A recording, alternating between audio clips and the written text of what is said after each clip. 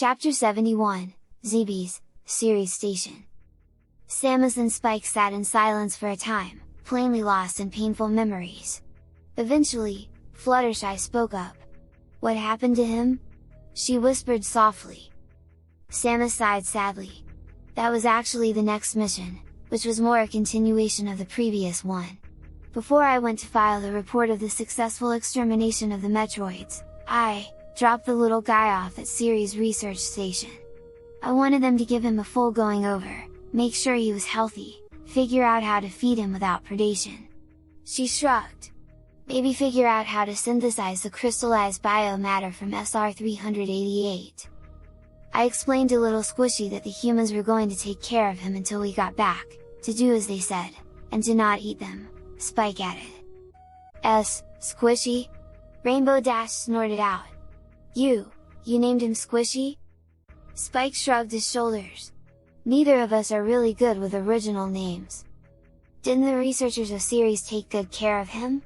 Cadence asked worriedly. Seeing the pair's expressions, Shining Armor frowned. Someone else took care of them first, didn't they? Yeah, Samus agreed. I just set course to get their report when we got their distress beacon. Ceres Station was under attack.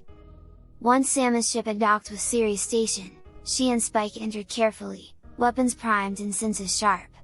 The docking elevator had them entering at the top of a tall shaft, and the pair carefully made their way down through the dark passage, even the emergency lights non-functional. Reaching the bottom of the shaft, they found the automatic hatches still functioned, opening as they approached. The next chamber in the path to the central research chamber was the cafeteria. There were chairs and tables, but no signs of life. Leaping over them all, Samus and Spike took the stairway downward. Reaching the next chamber, Samus froze, struggling not to see what awaited them. It wasn't even the damage to the lab that bothered her, though all the damage to the machines meant no data could be recovered. What hit her so hard were the bodies scattered about, lifeless and broken. While it wasn't the first time she had encountered the aftermath of a battlefield like this was the first time the bodies were people she knew personally, ones whose names she now tried hard not to remember. After all, they were all on her Christmas card list. Even trying not to think about it, happy memories forced her to see as she passed each body. Here was the lady scientist who had discovered just how much Spike enjoyed being scratched under his ear frills as opposed to over. Looking at the body, she heard Spike's happy giggle in her mind as the memory of that day played through her head. Over there were the two younger scientists, about Samus' age, who were such total dorks. While studying Spike, they would awkwardly attempt to inveigle Samus to allow them to study the capabilities of a human/Chozo hybrid in a more controlled environment. They were so socially awkward about it, and so obviously smitten to the point of blindness with her, that she laughed it off rather than taking it as insult, even gone so far as to encourage them to find a girl who was actually interested, giving them pointers on how to have more confidence. Against the far door, the one who discovered the Metroidal DNA in Spike after Talon 4, and the one she'd left Squishy with. She gently shifted the body aside before opening the door. The hardest part of all of it for her, was that she recognized the wounds inflicted upon them. She knew exactly who she'd find behind the door. She privately regretted that she'd limited her arsenal coming in here to avoid damaging the station further. She really wanted to tear Ridley apart, piece by piece. Dead silence reigned as Samus paused in the story to rub her eyes a bit, only to find the ponies divided evenly between glomping onto her or Spike. Cuddling her was Twilight, Luna, Cadence, Applejack, Pinkie Pie, Scootaloo, and Sweetie Belle. Shining Armor was trying to reach through the pony pile on Spike to give him a brotherly embrace, but was having trouble getting past Celestia, Fluttershy, Rarity, Rainbow Dash, Apple Bloom, and Gandrata. Discord was oddly quiet, his eagle talon and lion paw clenching and flexing. "Tell me you left him in pieces," he suddenly growled out, startling everyone with how intense the raw, seething hatred in his voice was. "Not there," Samus admitted. "But we did. Several times." Ridley was in the back of the station, but... Spike began. As the pair entered the last chamber, they saw Squishy in his containment capsule, screaming pitifully. As Samus and Spike moved towards him, however, His screams became much louder. "Mama! Brother! Danger!" Hearing the warning, Spike pulled Samus back just before Ridley leapt out of the shadows, roaring at them. Grabbing the capsule, he took to the air, bombarding them with flame bombs. Spike and Samus both unleashed the full arsenal they had available against him as best they could, but they had to be careful not to hit Squishy. Ridley's lashing tail was also a concern in the confined space, which prevented Spike from taking to the air as well.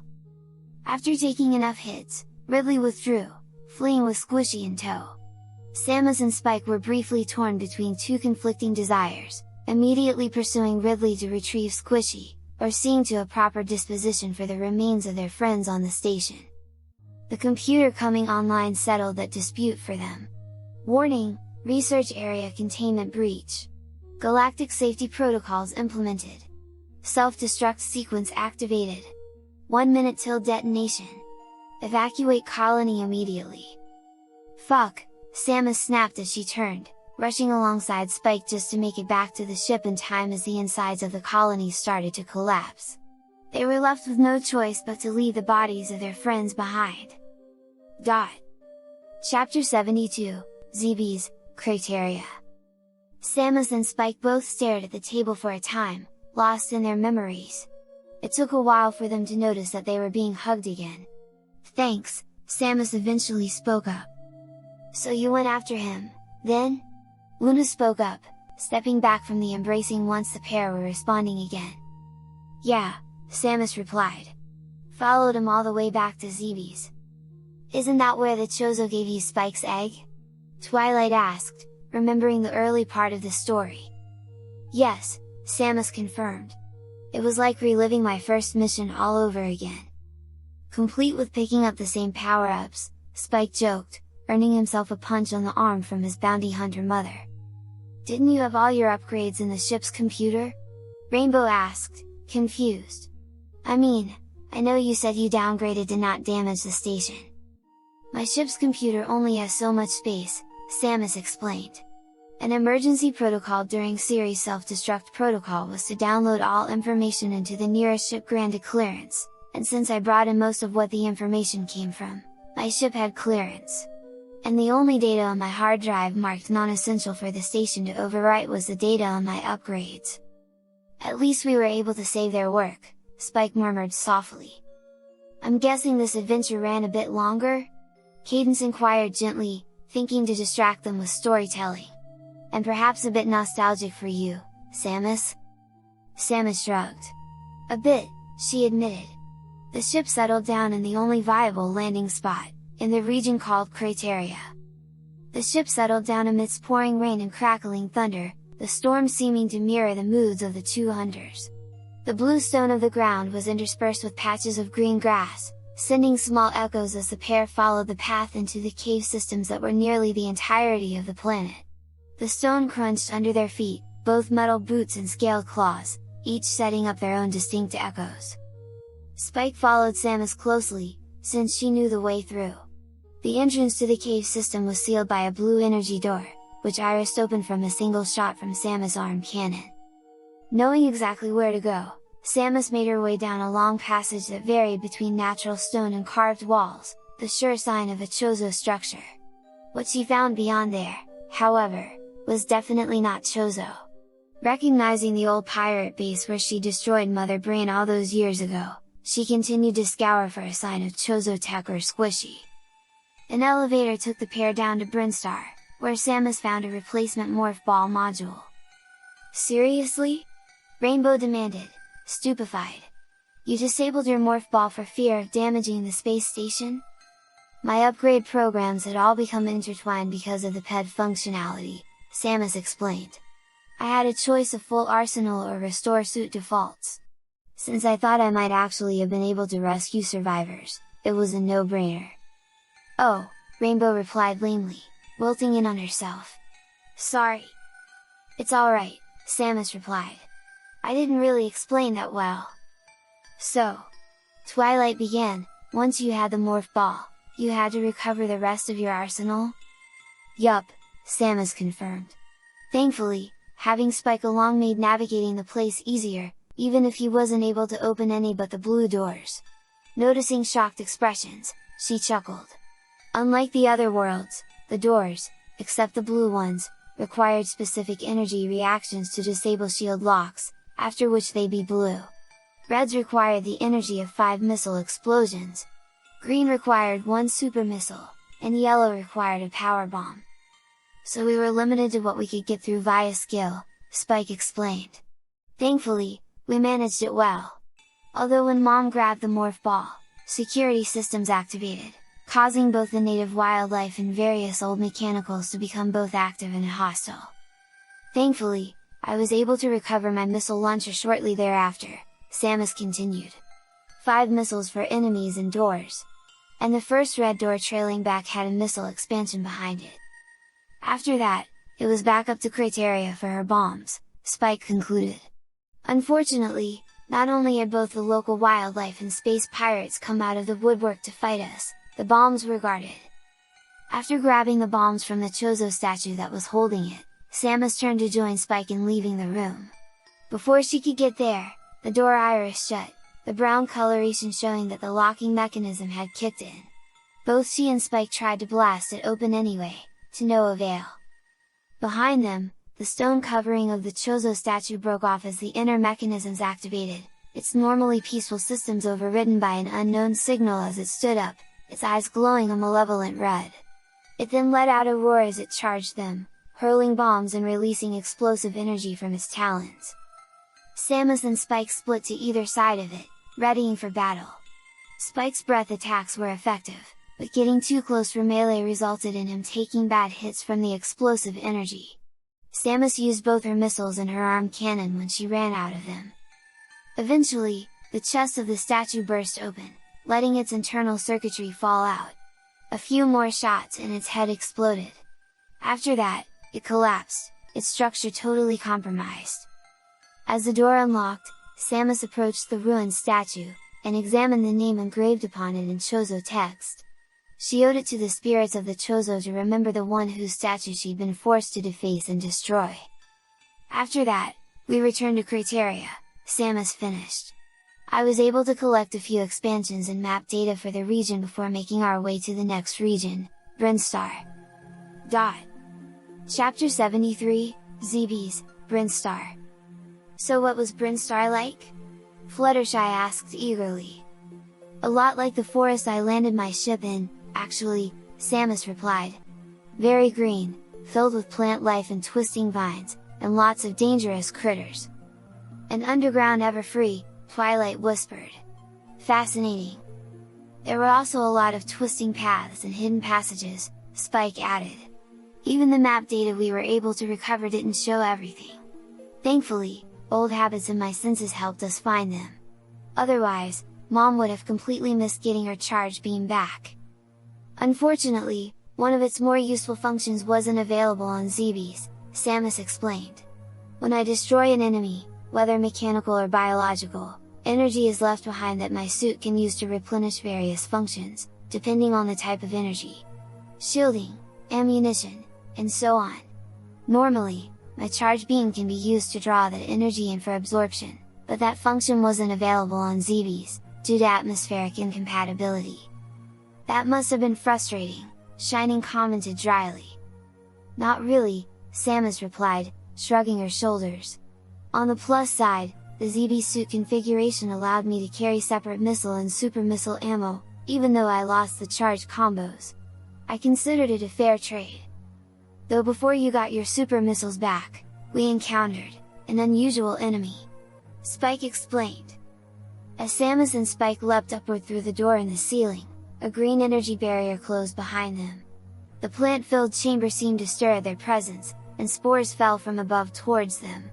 Before long, a large, spiked plant form descended, a massive maw held shut with the hard outer jaws covered in spikes as it slowly swayed around, like a massive Venus fly trap.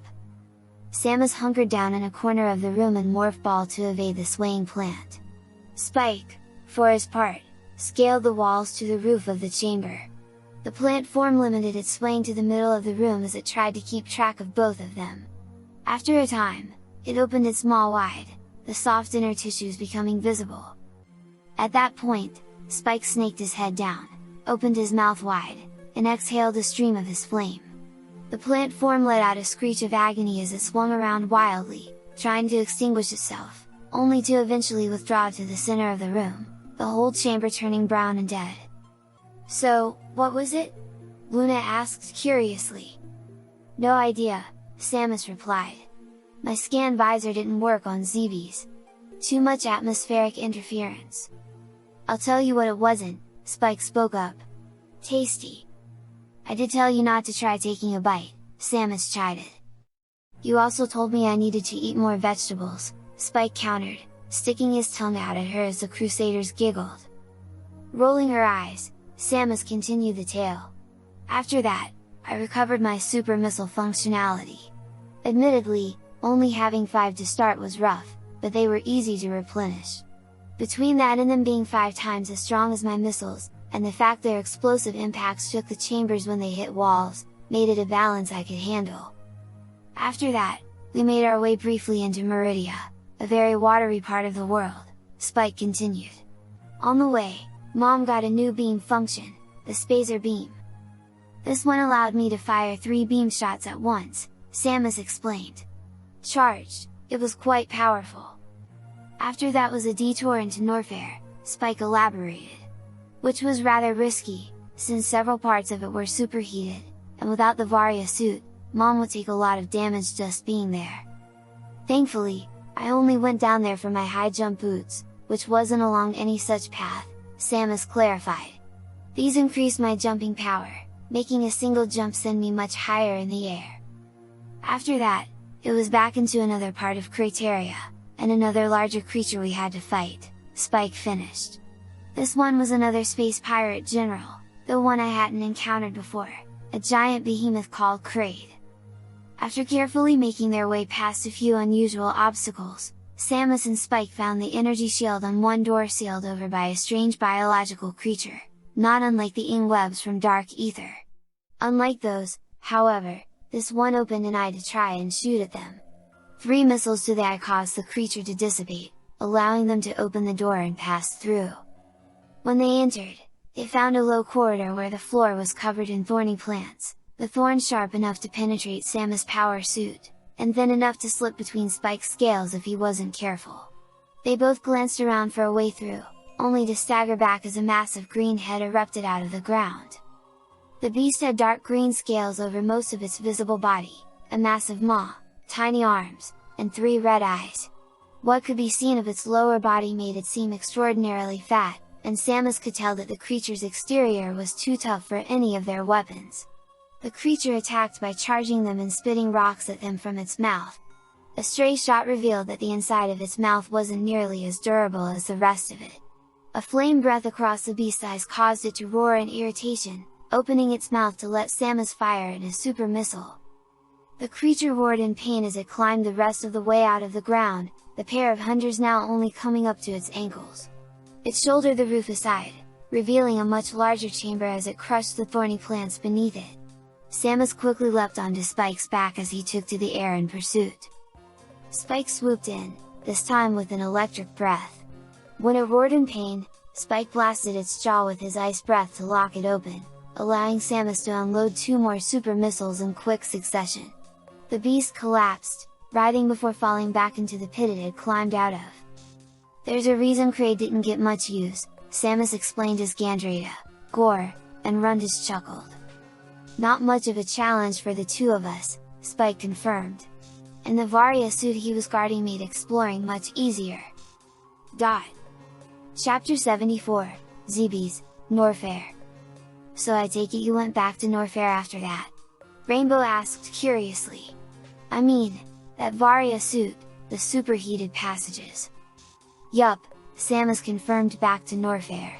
And while the Varia suit didn't protect me from the lava in those chambers, Spike could get through them easily to pick up a few expansions I couldn't get to yet. And nearly everything we encountered was something I could tear into with teeth and claws," Spike added. "Of course, all these wild creatures realized this, and tended to avoid us." The statement brought laughter to the entire group. "The first upgrade I wanted to grab was actually out of reach if I'd been alone," Samus explained. It was at the opposite end of a wide gap lined with spikes that would heavily damage my power suit to land on. There were two ways I could have made it alone.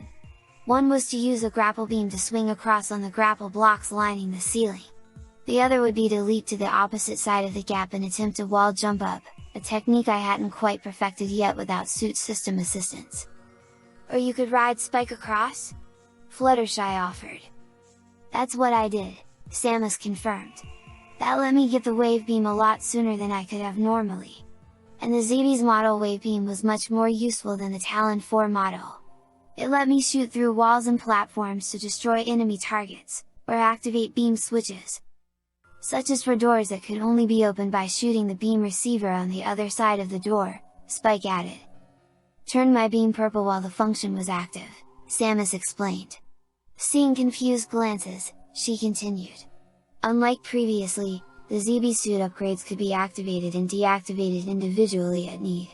If, for example, I needed to make a very careful jump through a low corridor, I could turn off the high jump boots so I didn't lose forward momentum against the ceiling. Or to turn off gravity suit in the water if the added buoyancy was more useful than the jump height. Things like that. If you wanted to just blast enemies instead of freezing them first, after you got your ice beam, Spike elaborated. Which was the next beam upgrade you grabbed? Right after getting my speed booster, Samus corrected. Speed booster? Rainbow asked eagerly, causing chuckles all around. It's part of the same functionality as what makes the morph ball and screw attack work, Samus explained. But it converts my body to a partial energy state while running, allow me to ignore the normal laws of physics affecting matter and accelerate well beyond the limits of my normal body. It lets me run at just over the speed of sound, Mach 1.06 or so. I can also store the energy that's generated inside my body, and release it in a technique called the Shine Spark, which can allow me to launch myself in any direction at just over that speed. Awesome! Rainbow and Scootaloo breathed in excited glee. Of course, due to the thickness of Zebes' atmosphere, using the Shine Spark rapidly drained Mom's energy reserves, Spike added. It took that much energy just to hold her body together in that quasi-energy state at those speeds. Thankfully, there were all sorts of safety measures built in to keep her from tearing herself apart. It did open the path to collect the ice beam, though, Samus concluded. One shot froze just about any enemy, letting me either keep blasting them, shatter them with missiles, or use them as platforms. Also turned my beam blue. Useful, and a lot less weird than the next expansion she found, Spike added. I mean, I understand energy tanks to keep your suit energy higher, but what was the point of having reserve tanks that refilled your energy a certain amount when you hit empty? Wouldn't it make more sense to just have more energy tanks? Possibly, Samus allowed. But I wouldn't know. I never actually ran low enough to activate the reserve tanks. After that, we headed back to Brinstar, Spike continued with a grin. That's where Mom picked up her power bombs. Cheers greeted this as Samus chuckled. Started with 5 of them, which was useful, since the expansions also increased it by 5 each. A good, reliable amount for once. And they also let us go back to another path in Norfair, letting me pick up my grapple beam. Although to get to it, there was a rather large native creature we had to make it past, Spike murmured. The Crocomire. As Spike and Samus dropped down into the long tunnel, a massive red lizard creature blocked a large portion, looking not unlike a miniature crate except for color. It dragged itself back and forth with big feet and long arms, roaring at them. Most of its body was immune to damage from any of their available weapons. However, much like Kraid, the inside of its mouth was, if not vulnerable, at least sensitive enough to force the creature to back up. Unfortunately, no matter how much damage the pair did, the creature didn't seem to get any weaker. However, they eventually forced it to back up onto a bridge platform that was suspended over a pit of lava, and the bridge collapsed, dropping the creature in. The lava rapidly melted the flesh from its bones. Approaching the other end of the tunnel, the pair found a wall of spikes, which was broken down by the creature's skeleton, attempting one last assault on the pair before it crumbled into dust. Yeah, not a pleasant fight, Samus admitted, gazing around at the shocked faces of the listening mares. Chapter 75, Zebes, friendly critters. So how useful was the grapple beam on Zebes? Rainbow asked, taking notes. I get the feeling it was more useful than it was elsewhere. Samus shrugged. Well, grapple points were more frequent, Samus admitted. That and a larger variety of wildlife could be grappled onto, and the grapple beam could be used to gather energy to replenish my suit by firing it into the concentrations. But 9 times out of 10, it was easier for her to just ride me, Spike finished jokingly, startling laughter around the table. So, useful but not entirely necessary? Twilight clarified. Yup, Samus agreed. Much like the X-ray visor I picked up next back in Brinstar.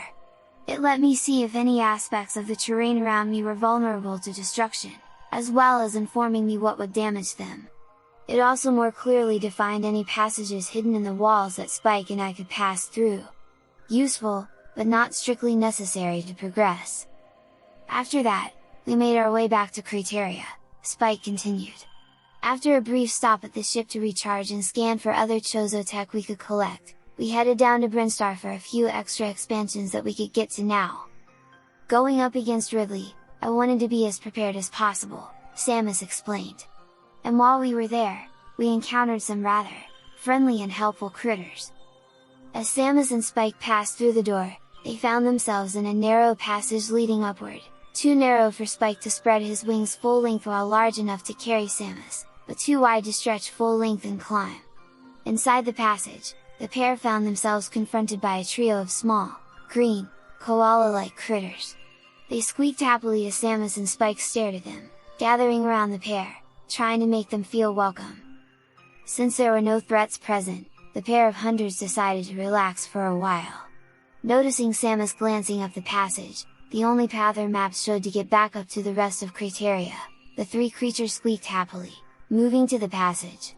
One bounced up and down at the bottom, to indicate the pair should follow the others. The other 2 then began to leap up the passage, bouncing from wall to wall. Seeing this, Samus carefully mimicked them, seeing exactly how she should position her feet and hands to properly propel herself off the walls to move upward. Spike, meanwhile, shrunk down to a smaller size so he could fly up after them. When Samus reached the top successfully, the small creatures bounced happily around her, plainly congratulating her, before one of them leapt across to a narrow path through the wall. Following it, Spike was able to collect a power bomb expansion for Samus. Several of those around the table cooed happily over the pictures of the creatures. Samus showed some images of the creatures in question, not just ponies. Although Fluttershy was certainly the most vocal. "Aw, they're adorable!" she squealed happily. "Not to mention friendly and highly intelligent, even if they don't speak Galactic Standard," Samus added. "And not the only friendly creature we encountered in Brinstar." As Samus raced through Brinstar to get back on track, she found the floor dissolving beneath her as her speed booster carried her over it. She saw Spike stumble into the pit, and instinctively dove in after him. The pit sealed over behind them, and the pair descended more or less safely to the bottom of the deep pit. At the bottom, they found a strange green ostrich-like creature which looked upon them without fear as it tended its egg. As it saw Samus and Speed Booster, the creature chirruped happily. Noticing Spike struggling to keep up, it chuckled before moving to Spike's side.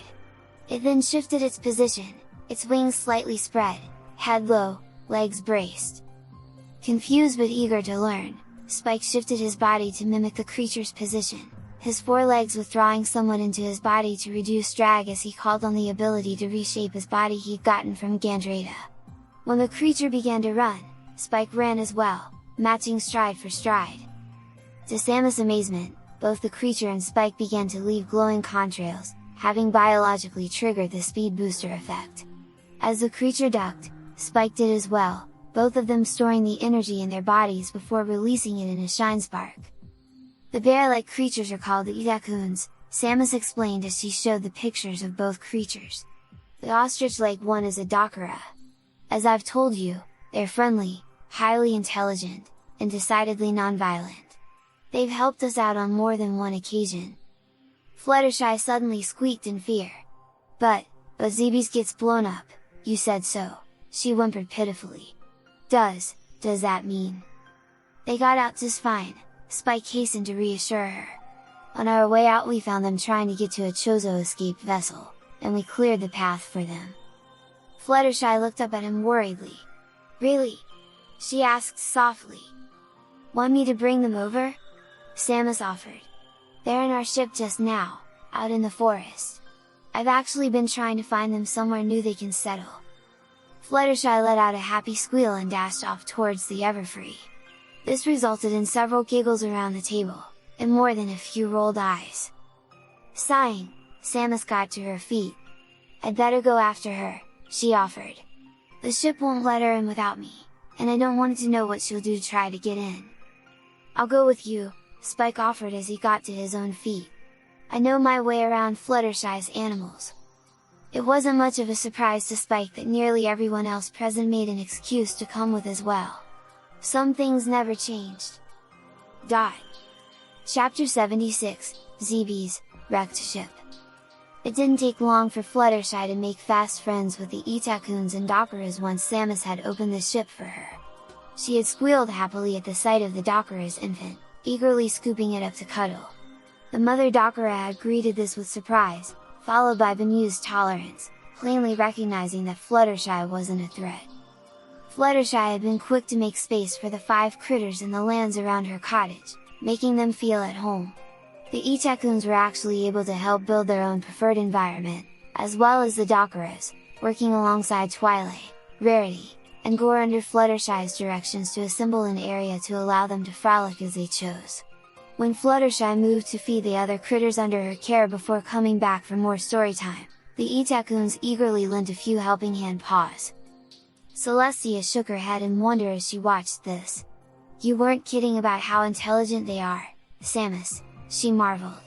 "Normally animals don't show this much ability to cooperate with ponies unless they've been living alongside them for a year or more, but the Itakuns are anticipating Fluttershy's needs and finding ways to help without being asked, and they've only just met her." "They flew their own escape craft," Samus pointed out. "Honestly, I think the only reason they don't use technology as advanced as I do is because they don't want to." Even Samus was startled when the statement was followed by one of the Itakuns shooting her a thumbs up. "Well, Fluttershy's going to be a while tending to her critters," Discord mentioned as he hovered overhead.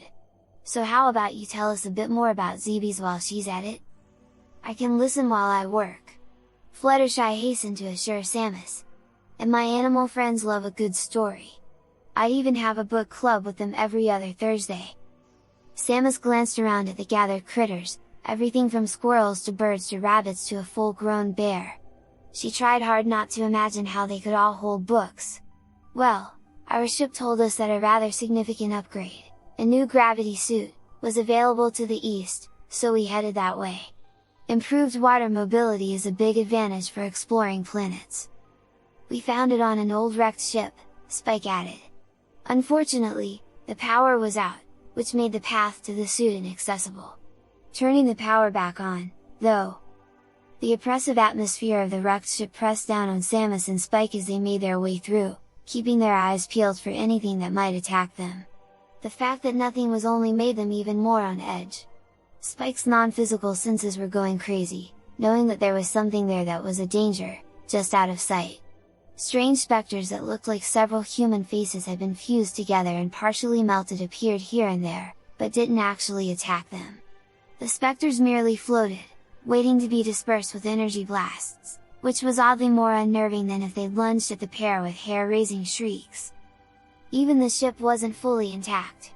Bits of the walls crumbled from a touch or a low power shot, only to reshape behind them when they left the room.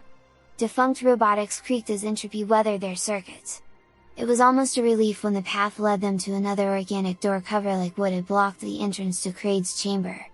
A single super missile cleared the way for the pair to enter. As they entered the small chamber, the door sealed behind them. Blue flames like will-o-wisps appeared in a circle, staring at the pair before spinning around before collapsing inward to a central point, and a horrific apparition appeared. It was green, shaped roughly like a severed human head, but had no face. There was no apparent hair or ears, and tendrils hung down from its sides. It flew slowly around the room, only half in reality, dropping the eyeball flames as it swung around. After a few passes, its jaw opened wide as it let out a roar, revealing a single eye inside the mouth. More flames spun out from it in a circle. Much to Spike's frustration, his own breath attacks were useless against the creature, only managing to extinguish the flame eyes. Even Zebes could only harm the creature with missiles, super missiles, or charged beam shots when the eye was open. At any other time, it wasn't physically there enough to be harmed, or inflict harm, thankfully. After the initial roar, it vanished, continuing to drop flames while hidden. It then appeared all at once with a roar, dropping flames from the ceiling. This pattern continued as Zebes struggled to inflict enough damage on the creature to take it down. After 5 super missiles managed to hit the exposed eye, the creature fluctuated in and out of reality before finally dissipating completely, and power returned to the ship. That was not fun, Zebes concluded, in what the listeners laughingly referred to as the understatement of the day. And it wasn't much better with the power back on, Spike continued. With that, the ship's own systems began to attack us, and any exposed wires dripped sparks to damage us. Not to mention the native creatures that had infested the ship coming out of the woodwork to attack us, Zebes added. Once I managed to get the gravity suit, I was glad to see the back of that place and never return. And then you went on to an underwater region?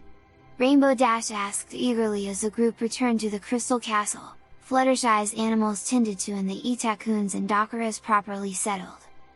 Yup, Spike confirmed. Next stop, Meridia. Chapter 77, Zebes, Meridia.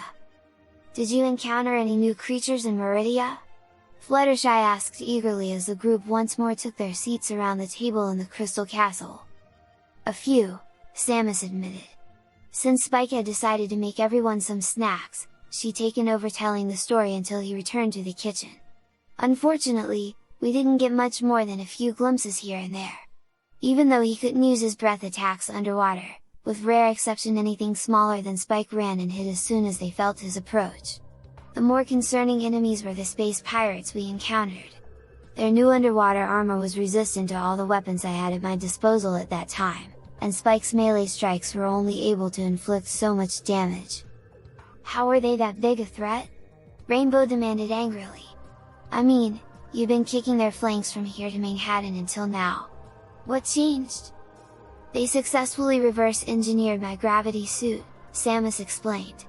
Not only did it give them unmatched maneuverability in an aquatic environment, the pressurized suit made them immune to beams and missiles, and the high-heat explosions of my power bombs just weren't effective underwater. Wow, Rainbow murmured, stunned. That sucks. If it was that tough, how come all the troops weren't wearing it? Scootaloo demanded. Probably too expensive to produce for all of them, Twilight offered. Weather time, scarcity of the required materials, or simple cost of programming all the circuitry. That, and it wasn't that unstoppable, Spike added as he brought in some snacks for everyone.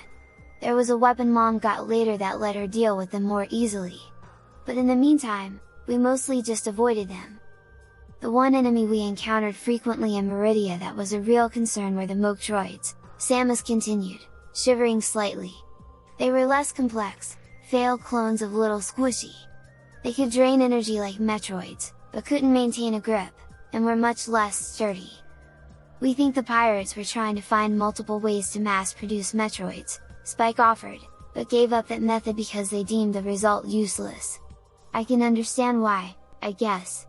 I mean, they died from a shot of Mom's grapple beam.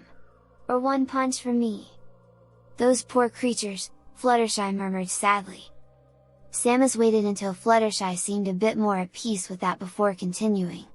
Not long after first encountering the Metroids, we came across a large, brown sea serpent that hid in tunnels inside the walls before swimming out to try and attack us. Looking it up later, I learned it was called a Boatwoon. How'd that fight go? Gandrada asked curiously. Zebes snorted in amusement. Fight? She replied jokingly, turning to give Spike a playful glare. Spike merely smiled innocently, licking his lips, much to the amusement of those around them.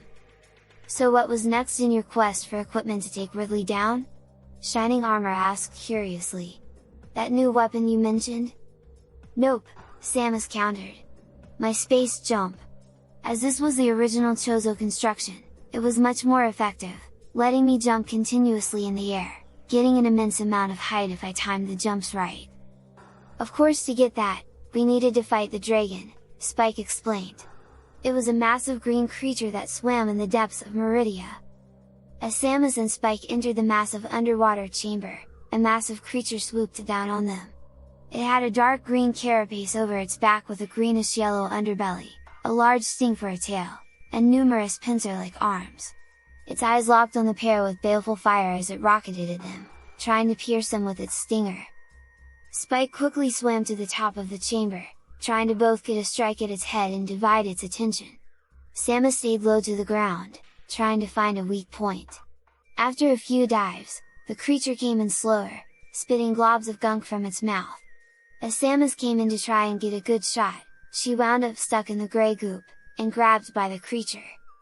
Snarling in rage, Spike dove in, trying to make the creature let her go, but only succeeded in driving the creature closer to the walls and breaking the covers off several power couplings, revealing their sparking circuitry. Seeing this, Samus got an idea. Switching to her grapple beam, she locked onto the circuitry. She clenched her teeth as the electricity raced through her suit and body, but could hear the screams of pain from the creature. With its claws stuck in the goo, it couldn't release her to escape the damage. Before long, the goo burst apart, and the creature fell to the sandy bottom, barely alive. As Spike swam over to Samus, much smaller versions of the creature, smaller than Samus herself, swam up to it, gently pulling it into the sand while hissing at Samus, trying to stay between her and the large creature. The only reason it attacked us, Samus began sadly, was because the space jump power-up we were after was in its nest. It saw us as a threat to its young. It was sobering, Spike murmured softly, trying not to see the shocked faces of those listening. Everyone remained silent for a time, not sure what to say. Eventually, Spike spoke up again. The rest of Meridia wasn't as fun after that, he admitted. The only things of note were when we collected Mom's Spring Ball upgrade, which let her jump in Morph Ball mode, and the other weapon we mentioned, the Plasma Beam. Unlike on Talon 4, Samus explained, this Plasma Beam was a different mode from my normal beam, which could be alternated with the Spazer function. Instead of 3 equidistant beams, it launched 2 beams that swirled around each other, and penetrated through creatures as easily as the wave beam function did walls. After that, Spike paused to take a deep breath before continuing, his eyes flinty with rage at what he was remembering. After that, we went after Ridley. Chapter 78, Zebes, Ridley. Ridley actually had his own special area within Zebes catacombs, Samus explained. It could be accessed via an elevator in Norfair, and it was filled with acid pits, which were incredibly difficult for me to navigate around. Spike's adaptation from the pirate homeworld made him immune, so I mostly let him explore ahead and see if he could identify the path forward first. Although the first path forward involved activating a Chozo statue to drain the acid by curling up in its outstretched hands. Which made it rather confusing as, immediately after, we came face to face with another rogue statue, Spike continued. As the pair dropped down into a wide open area, a Chozo statue also dropped down. As its eyes opened, its brown exterior turned golden and it stood up. It lunged after the pair, hurling explosives, emitting penetrating energy waves, and leaping to try and crush them. Spike expanded himself to match the size of the statue, trying to meet its charge head-on. Samus dodged around the conflict, trying to get clear shots on the statue with her plasma beam that wouldn't risk hitting Spike. As it had been discovered, this version of the plasma beam phased through his scales as easily as anything else, forcing Samus to be quite a bit more careful with her weapons. With careful maneuvering and timing on both their parts, the statue was eventually destroyed, which revealed an alcove behind it containing the screw attack. Now we're talking! Rainbow crowed, pumping her hoof into the air, ignoring the titters from the star-born visitors at her enthusiasm. That made things a lot easier. As long as I was careful not to hit Spike, Samus replied. He isn't immune to that either. Really, it just changed how we did things, Spike added. Always before, I'd been the one leading the charge, with Mom either behind me or on my back. Now, she charged ahead, screw attacking, and I followed up, blasting anything she missed. Allowed me to stay clear of her to avoid getting shredded, and was quite efficient any time we had to head through an area that started to fill with acid as we passed through, which did happen in that area. Further beyond that, we encountered space pirates with two new types of armor, Samus explained. The first type, in gold armor, could only be damaged by my screw attack, while the second, in black, could only be damaged from behind after they performed a jump kick. Thankfully, there were only two of that last sort. And then we encountered Ridley himself, Spike concluded. He was not happy to see me. As Samus and Spike entered the chamber, a draconic shriek startled them as Ridley lunged up at them, slamming Spike against the ceiling as he immediately lunged in for a bite. Spike managed to catch hold of the lunging jaw with both claws, but was left defenseless against the lashing tail. Samus immediately opened fire with a volley of super missiles from below, slamming them into Ridley's hide. "Let go of my son, you son of a bitch!" she roared out as she continued the unending volley. Ridley snarled angrily as he deflected several of the super missiles with his tail. "Stay out of this, bitch!" he growled. "This is a battle between dragons!" He exhaled a barrage of fireballs at Samus, which she barely managed to dodge. "You leave my mother alone!" Spike snarled, bringing his clenched fist back and punching Ridley across the jaw. Ridley staggered back, spitting blood. "Always hiding behind your human, are you?" Ridley screeched. "You're no dragon! You're nothing but a pet lizard!" "As if I wanted to be anything like you," Spike snapped back. "You be no match for a true dragon without your tinder!" Ridley snarled. "I'm 7, Spike shouted back. "What's your excuse?" Insolent whelp Ridley cut off his tirade around on Samus, who had taken advantage of his distraction to get behind him and slam him with several super missiles. "Do you mind?"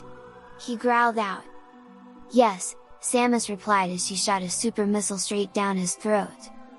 Ridley started coughing up blood. "You'll pay for that, wretch!" he snarled, lunging for her only to fall on his face as Spike grabbed hold of his tail. "You really need to learn not to turn your back on me," Spike growled, spinning to slam Ridley bodily against the walls of the chamber before plunging him into the acid pits below. Ridley shrieked in agony as the acid poured through the missile wounds and into his flesh, burning him away. "Where's Squishy?" Spike demanded angrily. Ridley burst into agonized laughter. "The Metroid is ours now!" he shrieked out. "And will be your demise!" With one last agonized wail, most of Ridley's body dissolved. As the acid drained away, the door opened wide. Samus and Spike immediately rushed through. Inside, they found the containment capsule the infant Metroid had been in, broken open, no trace of little Squishy anywhere in sight. What now, Mom?" Spike asked worriedly. "Where else could he be? We've been everywhere on this planet." "Almost everywhere," Samus corrected. "There's one last area we can check. The one part of the planet that they keep a Metroid. The one place they kept them before. But if we need to go there, then they've brought back Mother Brain, who can control Metroids telepathically, and we may end up fighting Squishy, like Ridley said." Spike stared at Samus, waiting for clarification. "Where?" "Torian. Chapter 79, Zebes, Torian. "Torian?" Several voices asked Samus and Spike in shock. "The nerve center of the space pirate base on Zebes," Samus explained. "Where everything was directed from, all research was performed, and where Mother Brain was installed. The most heavily defended and fortified part of the entire planet, and where everything began so long ago." "Where it all began?" Rainbow asked, confused. "Zebes is the Chozo world I was raised on, after the deaths of my parents at Ridley's hands," Samus explained. "And, Torian is where I received the gift of Chozo blood, making me into the ultimate warrior they foresaw the universe needing." She glanced away. "And, it's where I first faced off against Ridley as a warrior, and lost. That battle shaped me." She shook her head. "So I was in no real rush to return there if I could avoid it. Which is one reason why we didn't look there first," Spike elaborated. The whole table was silent for a time. Eventually, Samus spoke up again. And like last time I was on Zebes, the gate to Torian was sealed so that it couldn't be opened until certain beings were defeated. Although it was a little different this time. As Samus and Spike entered the chamber deep within Criteria, the door sealed behind them. The small cavern was just large enough for the 4 golden statues sitting in the pool of water before them, Kraid, Phantoon, and the dragon, with Ridley resting atop them. Each statue had a gem of a different color where the eye was supposed to be. Kraid's was green, Phantoon's was yellow, Dragon's was blue, and Ridley's was red.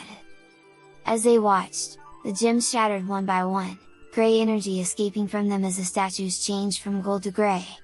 When all the gems were broken and all the statues were grey, the chamber shook. The statues sank into the ground, revealing a pathway to an elevator beneath them. As Samus made her way to the elevator within the water, she heard the sound of stone being smashed. Turning, she saw Spike floating beside the rubble that had been the statue of Ridley.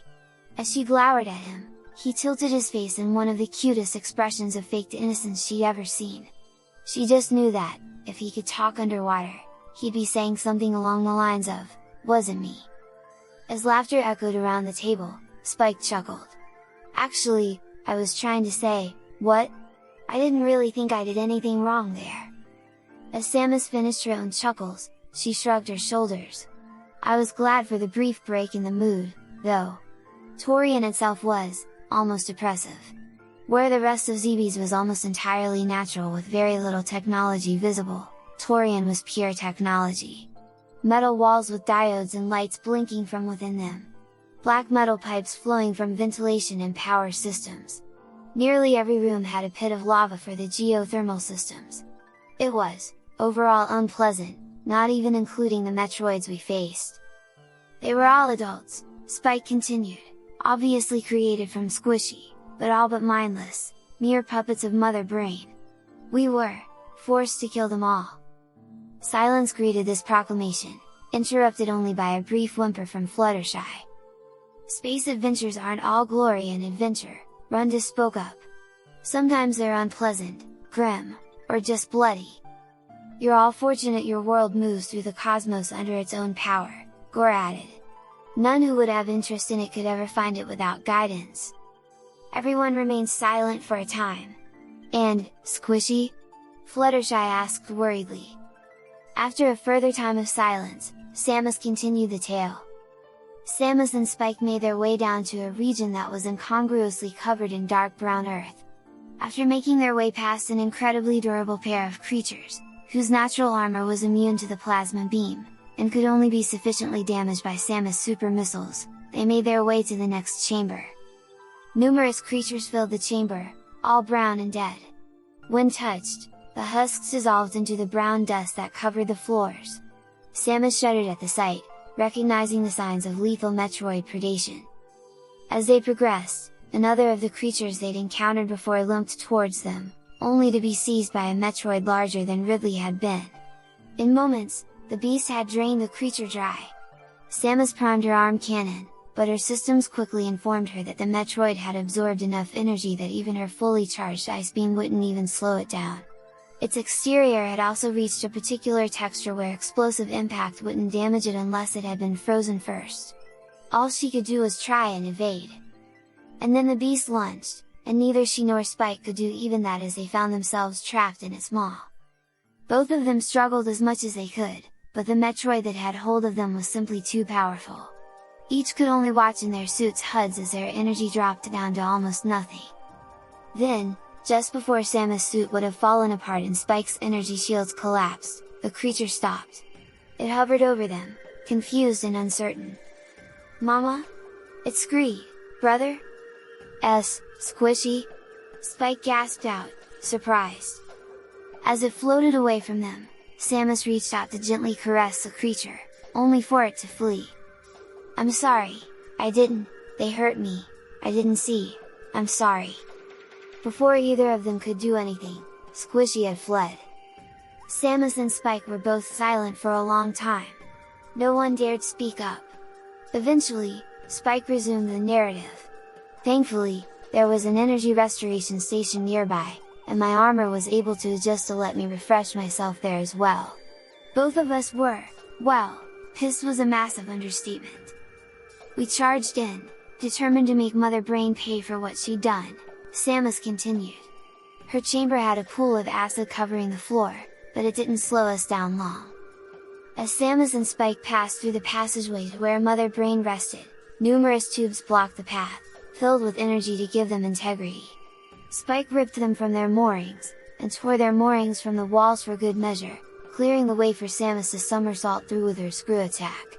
Eventually, they reached Mother Brain herself, a massive pulsating monstrosity not unlike the Aurora units, but far more menacing, pulsing orange flesh with silver spikes sticking out from within. Spike wasted no time shattering the glass container with a single blow, clearing the path for Samus to barrage the abomination with missiles and super missiles. Before long, the machinery began to break apart as the flesh turned grey and sank, unprotected, to the floor as the acid drained from the suddenly sealed chamber. And then a new body arose, a distortion of a Metroid queen supporting Mother Brain at the top of the neck. Mother Brain's eye opened, and she let out a ferocious shriek as she unleashed everything in her arsenal. Samus and Spike fought back as best they could, with breath weapons and beams, blows and missiles, but nothing slowed the behemoth for even a moment. After a time, Mother Brain began charging energy, and released a wave of rainbow-colored light that tore through the armor of both hunters, knocking them back against the far wall and leaving them winded, barely able to move. An alert message on Samus' HUD showed her that her missile launcher and power bomb generator had both been damaged, rendering the systems inoperable. Spike was the first to recover, relying more on his physical strength than on his armor, even though the energy shields were fluctuating. Snarling defiance, he lunged to the attack, only to shriek in pain as Mother Brain's claws, enhanced with the same coating that allowed Metroid fangs to penetrate the toughest armor, slipped between his scales and into the flesh of his torso. Samus tried to get to her feet, but Mother Brain shrieked again as she hurled Spike on top of Samus, leaving them both pinned. She then began drawing in energy for another barrage of the rainbow wave. Leave them alone? That horrendous shriek tore through the air as Squishy lunged in, latching onto Mother Brain and draining every drop of gathered energy, and a great deal of energy from Mother Brain itself. By the time it released the monstrosity, it had turned dark grey. Floating over, Squishy enveloped Samus and Spike, and began pouring energy into them both. Samus came aware as they were wrapped in Squishy's protective embrace. She could feel her strength returning, and could see that Spike was recovering as well. The wounds in his torso sealed before her very eyes. But as Squishy replenished them, Mother Brain regained energy as well. Once again at full strength, she roared her fury before opening fire on Squishy. Despite shrieking in pain from each impact as each blow impacted his dome, he refused to let go until Samus and Spike were both once more at full strength. By then, the green of the membrane had dulled to pale yellow, and the red nucleus had darkened to violet, both from the barrage and the cellular degradation of reversing the energy drain. Squishy released them. "I'm okay, Mama, brother!" he screamed softly. "I just need to feed again." "Squishy, no!" Spike shouted out, but it was too late. One last shot from Mother Brain punched right through the Metroid's membrane, collapsing its body overtop the pair, the gelatinous body dissolving and dispersing as the nucleus lost cohesion. As the last traces of the Metroid interacted with the energies of her suit, Samus let out a roar of pure, unadulterated fury. Energy welled up inside her as she aimed at Mother Brain and opened fire. "I don't really remember anything after that until we were back on the ship, the planet exploding behind us," Samus admitted. "It's all a hazy blur. I remember watching Mother Brain die, and saving the Itakuns and Dakara, but it's all a blur." "It wasn't pleasant," Spike mentioned when all eyes turned to him. "I don't want to talk about it beyond that. All I know for sure is that, I got a new beam function based on what Mother Brain hit us with," Samus concluded. "A function that stopped working once Zebes exploded." The whole table was silent for a long time. Eventually, a broken sob broke the silence. As Squishy, Fluttershy whimpered, tears streaming down her face. Samus glanced away, clenching her fist. There was nothing I could do. But I could, and did. All eyes turned to Spike. What do you mean? Samus asked, confused. Spike closed his eyes. I ate his nucleus, he explained. I thought that, with all the things I'd absorbed, maybe I could carry his mind, his essence with me. I didn't know if it had worked until we returned here, when the magic of this world suffused me again. He opened his eyes, revealing the compound look of the later stages of Metroid growth. When he woke up in here, he concluded, tapping his skull. He's with me, with us both. Samus stared in disbelief, before stumbling against Spike and holding him close. When Spike blinked again, his eyes returned to normal, the focus to maintain more Metroid traits a bit rough on him, even as the ponies gathered around to embrace the pair.